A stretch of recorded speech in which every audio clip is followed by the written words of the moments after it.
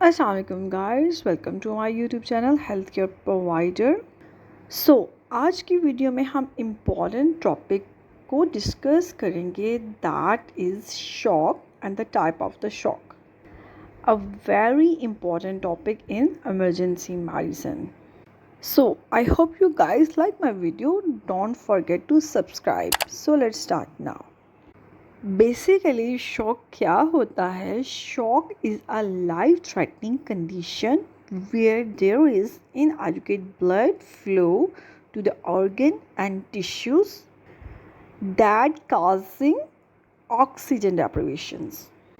Basically एक life threatening condition होती है जिसमें ब्लड जो है वो प्रॉपरली ऑर्गन्स और टिश्यूज़ को नहीं मिलता। एज अ रिज़ल्ट ऑक्सीजन वहाँ पे सप्लाई लेस हो जाती है जो कि लाइफ थ्रेटनिंग कंडीशन कॉज करती है। At the same time if untreated it can lead to organ failure and death. So basically ये शॉक की एक शॉर्ट सी डेफिनेशंस थी। अभी हम डिस्कस करते हैं टाइप्स ऑफ शॉक कौन कौन से होते हैं। बेसिकली शॉक के टोटल 4 टाइप्स होते हैं। The first one is hypovolemic shock. Hypovolemic shock में क्या होता है कि ब्लड और फ्लूइड जो है वो लॉस होता है, for example as in the case of trauma, burns और dehydration.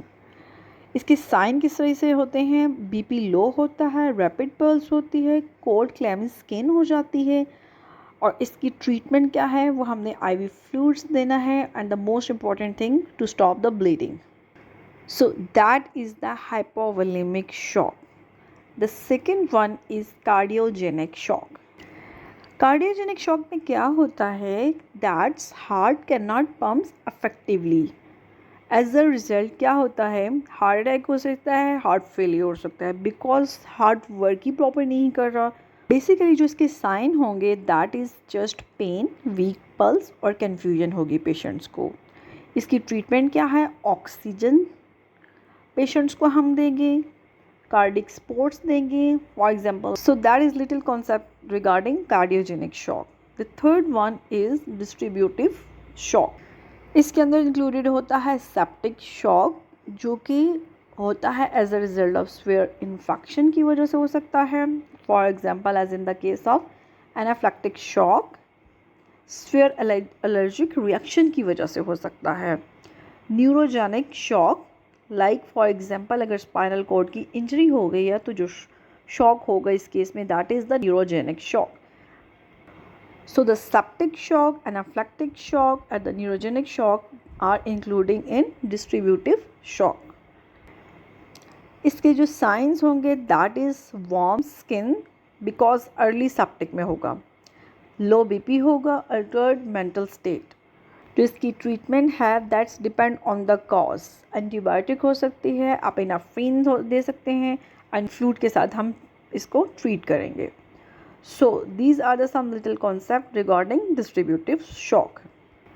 So the fourth one is obstructive shock. Basically ये क्यों cause होता है? Physical obstructions to blood flow.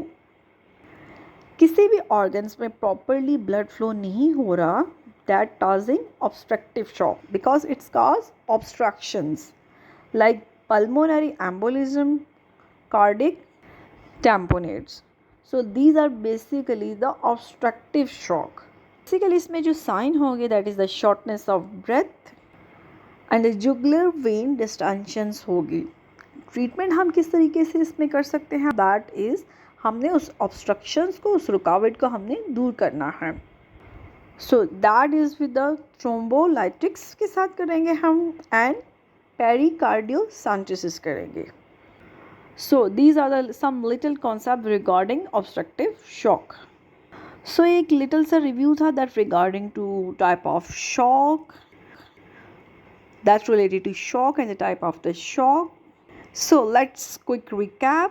We discussed the shock and the type of the shock, that is the hypovolemic, cardiogenic, distributive and obstructive. Basic जो इसमें signs जो हम देखते हैं that is common is the low BP, Altered consciousness, cold and और warm skin, that's varies और depends on the type of the shock. And the basic treatment that is always begin with the ABC, airway, breathing and the circulations. So guys, I hope you like my video. Don't forget to subscribe my channel. Till then, Allah Hafiz. Thanks for watching.